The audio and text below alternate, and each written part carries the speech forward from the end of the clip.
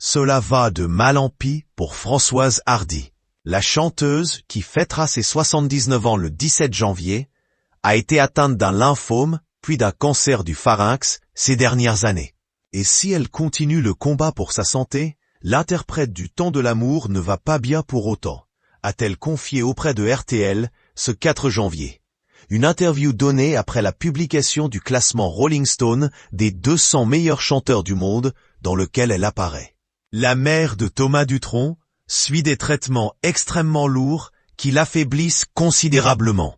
Les 45 radiothérapies que l'on m'a envoyées de gauche à droite du bas de la tête et les 10 autres de haut en bas ont détruit ce qui permet d'irriguer la bouche, la gorge, le nez, les oreilles, les yeux et le cuir chevelu, a-t-elle ajouté. Et de préciser, je vous laisse imaginer les problèmes incurables que cela pose. À cause de ces problèmes de santé, l'artiste classé dans la liste des 200 meilleurs chanteurs selon Rolling Stone, la seule française qui y figure, ne peut plus chanter.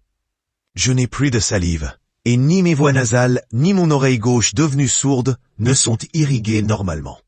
Entre autres, des détresses respiratoires, des quintes de toux, des obstructions et des hémorragies nasales se produisent non-stop sans prévenir, avait-elle confié à l'Obs en 2021. Malgré tout, son ex-compagnon, le photographe Jean-Marie Perrier, avait assuré sur Instagram que Françoise Hardy continuait à écrire, sans relâche, puisqu'il s'agissait de son passe-temps favori. Son fils Thomas Dutronc avait également donné de tristes nouvelles de sa mère auprès de Pure Charts. Elle a vraiment des tas de problèmes. Chaque truc prend des proportions incroyables. Ce qui est terrible, c'est qu'elle a un inconfort de vie très fort, épouvantable. Mais elle n'est pas en danger de mort du tout. Elle peut vivre des années comme ça.